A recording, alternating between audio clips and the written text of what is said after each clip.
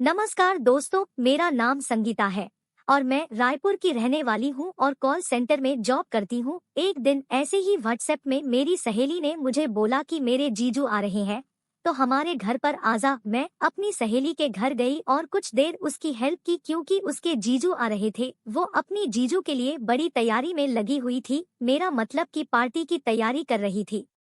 और बातों बातों में उससे कहा कि तू तो बहुत सब तैयारी कर रही है, बात क्या है?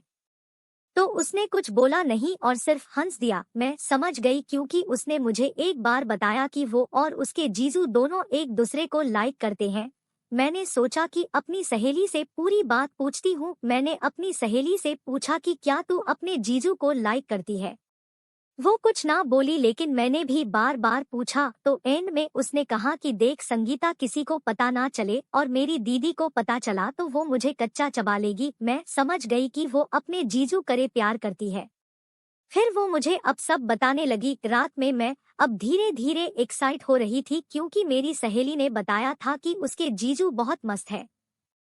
मैंने उसे बोला कि मेरी भी सेटिंग करवा दे क्योंकि मैं भी अब तेरे जीजू से दोस्ती करना चाहती हूँ। मैंने सहेली से पूछा कि बताना, क्या तू मेरी मदद करेगी?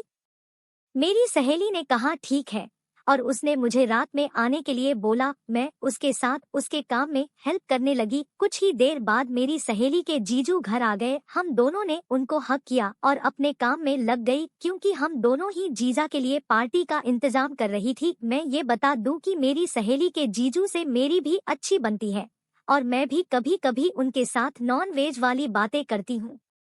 मेरी सहेली और मैं जीजू से नॉन वेज बातें करने लगे, जैसे कि जीजू आप रात में खूब खाते हैं क्या? आपकी बॉडी बहुत अच्छी है। और जीजू बोले कि एक को तो खा ही लिया हूँ। और आगे उन्होंने कहा कि लेकिन मुझे आगे और भी खाना है। मतलब कि वो मुझे भी मुझसे भी कुछ चाहते थे। मैं समझ गई कि मेरी सहेली के जीजू की नज़र मेरे ऊपर भी थी क्योंकि वो मुझे बहुत ही वैसे नज़र से देख रहे थे। बार बार उनकी आंखें मेरे ऊपर आ जाती थी। मैंने जीजू से कहा कि अगर आप एक को खा लिए हो फिर दूसरी को भी खा ही लीजिए। तब जीजू समझ गए कि मैं भी उनके लिए तैयार हूँ और जीजू ने मेरे पीछे आकर मुझे और मेरी सहेली को हक किया और बोले कि कब खाने को मिलेगा मुझे। मेरी सहेली बोली कि जीजू अभी नहीं, अभी ऐसे खाओगे तो मुंह जल जाएगा आपका। मैंने भी एक स्माइल कर दी जीजू को और मेरी तरफ एक फ्लाइंग किस कर दी उन्होंने और बोले कि मुझे पता है। मैं और मेरी सहेली जीजू और दीदी के लिए खाना लाए और पार्टी शुरू की क्योंकि मैं जल्दी ही अपने घर जाना चाहती थी क्योंकि शाम हो गई थी।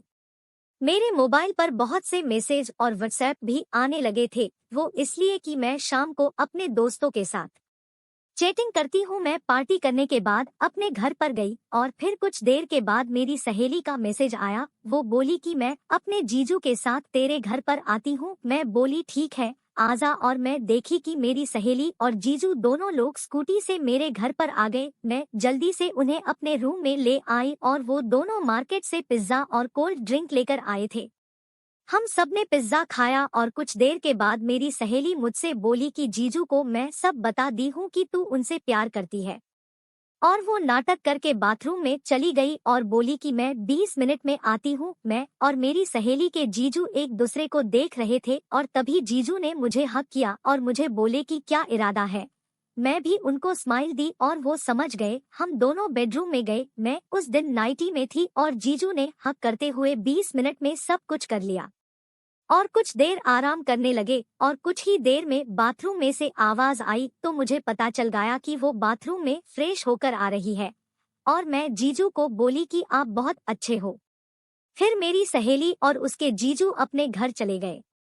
दोस्तों, अगर कहानी अच्छी लगी हो तो ऐसी ही वीडियो देखने के लिए चैनल को सब्सक्राइब और वीडियो पे लाइक और कमेंट करें।